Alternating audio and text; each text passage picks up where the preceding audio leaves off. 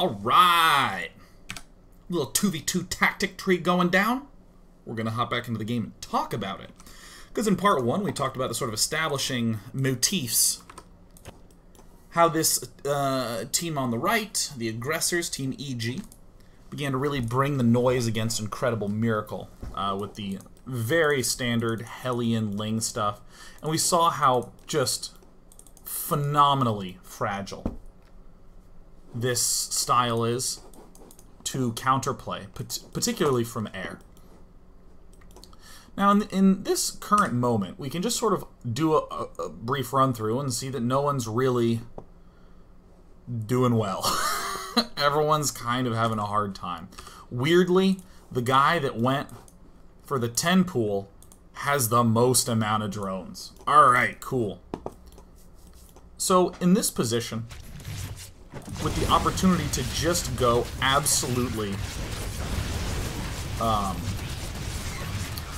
to town on Lucky, knowing that there's really not that much counter stuff that can, or there's not much reinforcements that can go on.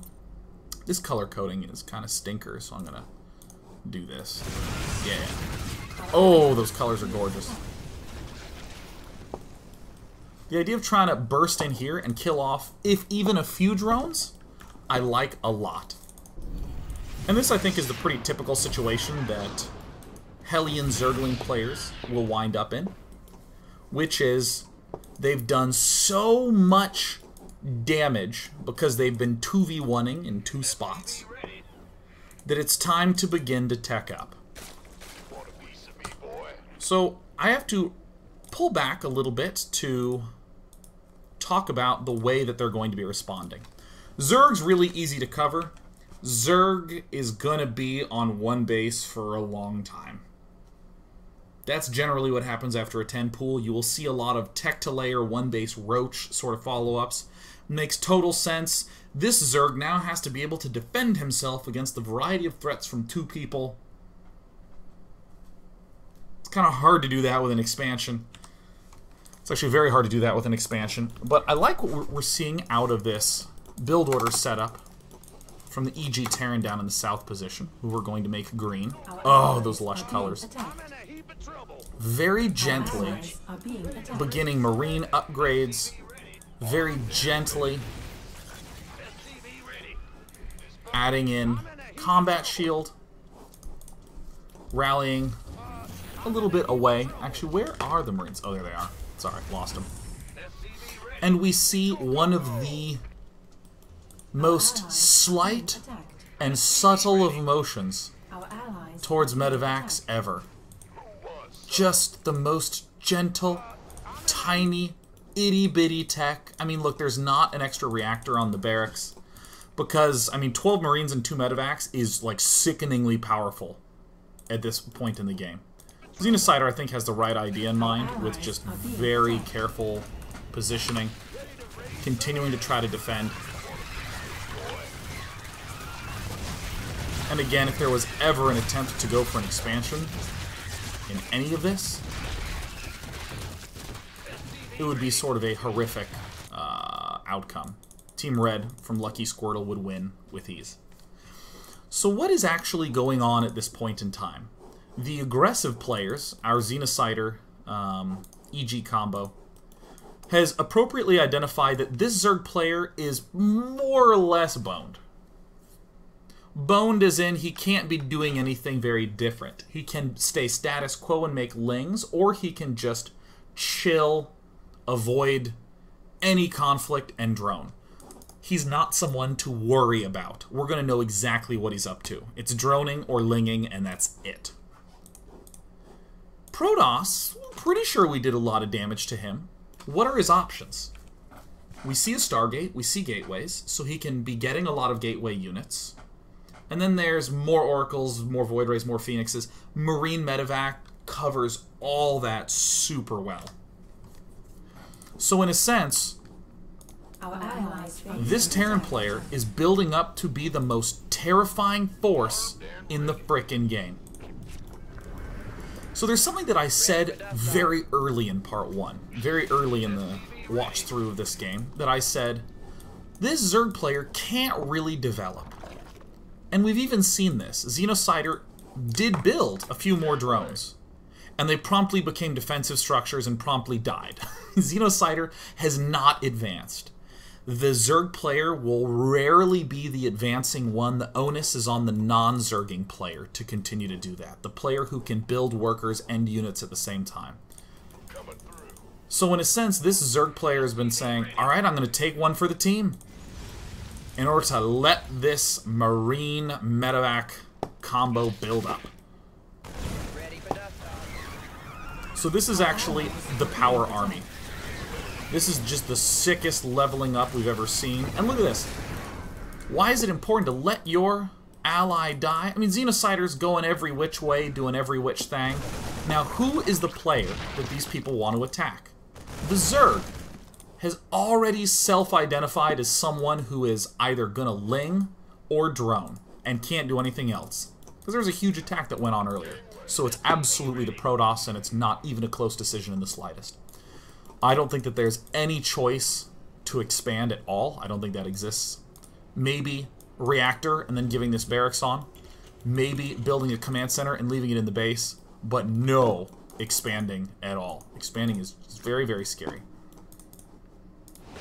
So then more good tactics. These Lings, I don't think they're as significant at this point in time. They're nice for information, but the fact is that these are the most important things in the game right now. And to emphasize the importance of splitting your enemy's armies up and joining yours together. Wasn't that sexy? Wasn't that sexy? Cool. Now we're seeing the sort of opposite of what we saw before. Previously it was Zerg staying static while the Terran did the tech ups. And now, the Terran has this key army and is applying pressure. It's time for Terran to play a little bit more of the chill-out role, not do too much crazy, and for Zerg to get a base up. It's very, very gentle. There's like team resources across this. Our SCVs are under attack.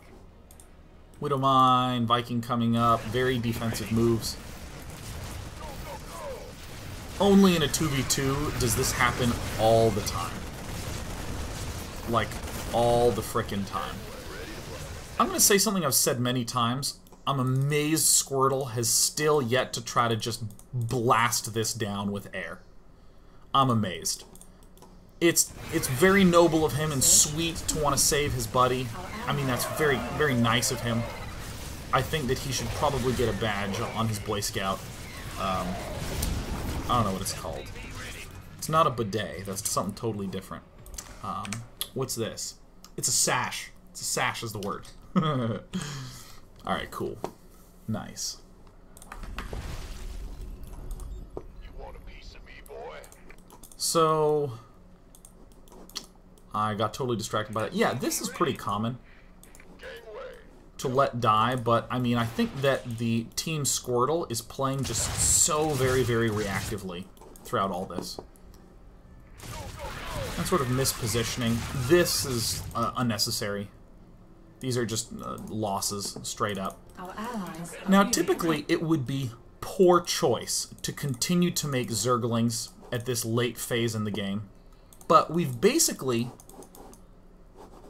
beaten this player. And notice how many 2v1s are happening in this throughout. That's the advantage of mobility. But right now, this Protoss player has not yet taken an expansion. And with no expansion, he's basically making air units, gateway units, stuff in small numbers.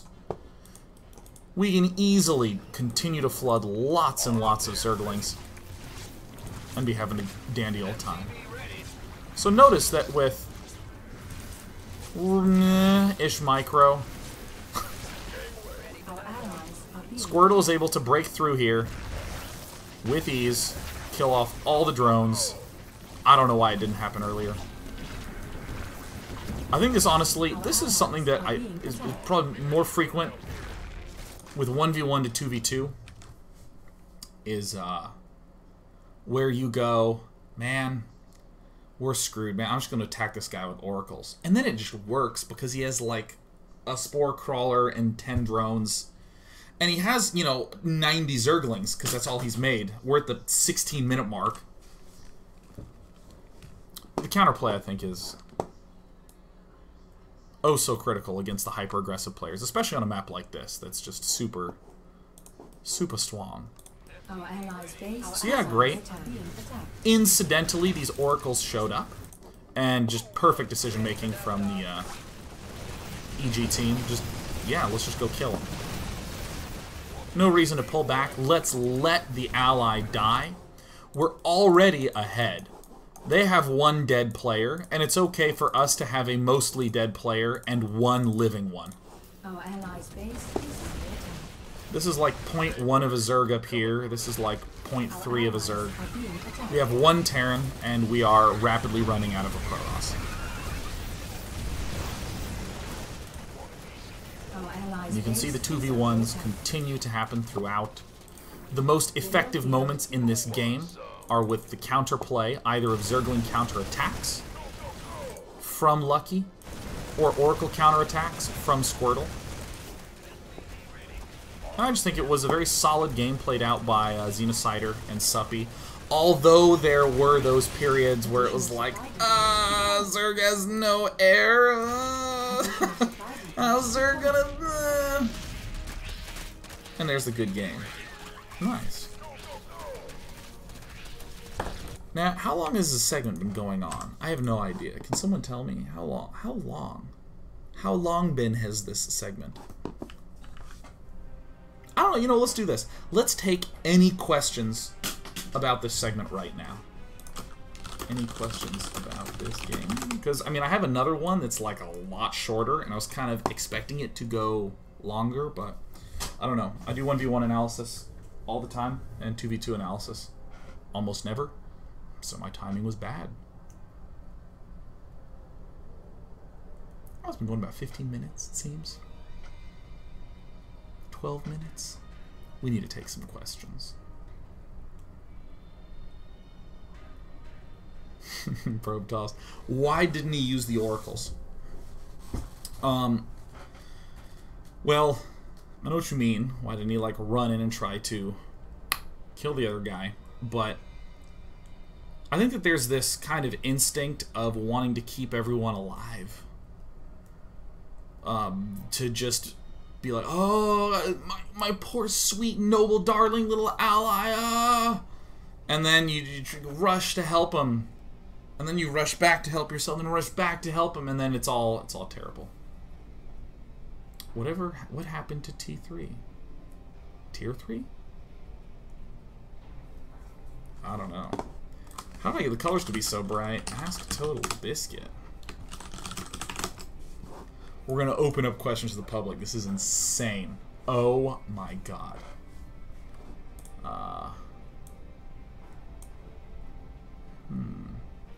So Freak asks, what about when the bases are connected? Yeah, a lot of the stuff that I'm talking about here are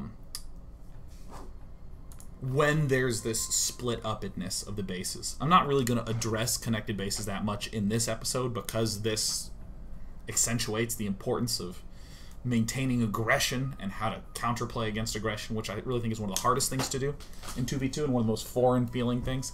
But when bases are connected, it's just very, very, very, very, very different. Like, insanely different.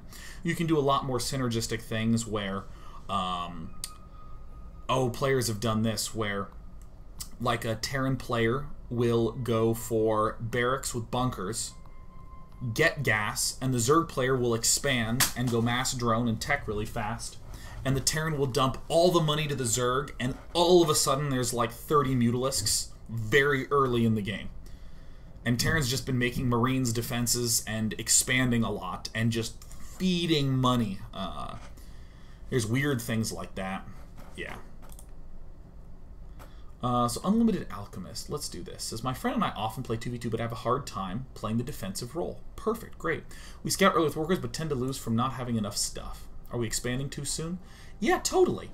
I think a fantastic thought process is identify your opponent as being aggressors. And here's a really simple way to do it. Do you have more economy and tech than they do? That's the easiest metric. Because sometimes you can be like, well, I'm going Hellions, but he's going Marines, and Hellions are faster. Does that make me the aggressor? Should I be aggressing? If you are doing it properly, you will have fewer workers, fewer tech, and more units. And if you are an aggressor. And if you are defending, you will have fewer units, but more economy and more tech. So if you can ever identify, wow, that Zerg's totally on one base and doesn't have a lot of drones, and that's a very fast factory, then one of you on your team needs to do some sort of counterplay, which could involve literal counterattacks, or could involve really quickly going up to air. And we're going to talk about this in part 3, the idea of you can just dump money to the other guy who's doing the counterplay. Some of the easiest wins you will ever have are when two players are going balls to the wall aggro, and they're attacking one person. And you know what that one person does? Holds as long as he can and gives all of his gas and even some minerals to his ally to go 2 Port Banshee or 2 Stargate Void Ray with 3 Warp Gates of support, which you can do. Yeah.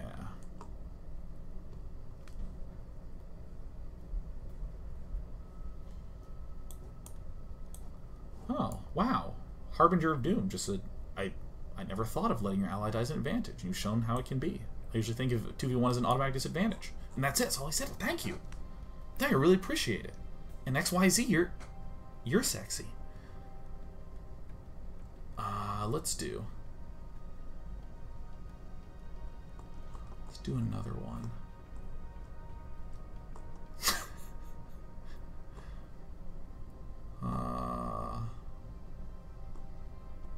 Funny stuff in there. It's making me laugh.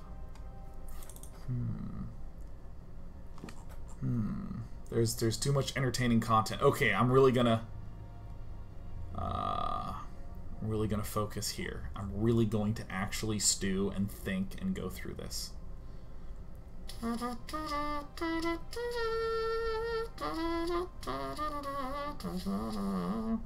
Oh yeah, I mean, people are talking about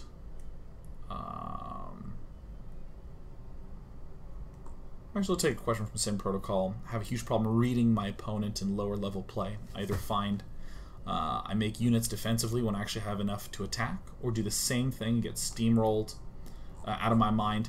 This is true in 1v1. In 1v1, here's what I'm going to say.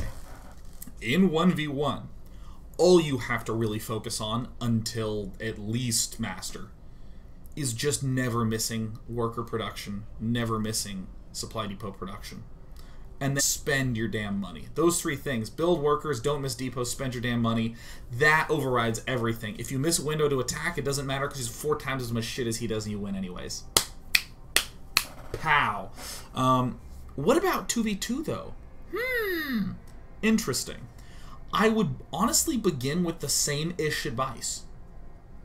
Just macro. You can easily win a 1v2 without any counterplay at low levels if you just make workers, don't miss depots macro. But truthfully, honestly, if you are looking to try to 2v2, it's kind of hard because there's like so much variability. It's not like in 1v1 we're like, I'm Zerg and there are 3 people to play against. Zerg, Terran, or Protoss. Here it's like 6 matchups. Well, actually more than that. Let's see, there's 6, choose... Yeah, I guess there's 36 matchups you could possibly be in. Even if you and your team fix themselves. Like, we are Zerg Terran all the way. Well, there's still 6 matchups that you have to worry about. So... what's a good way to learn it in 2v2?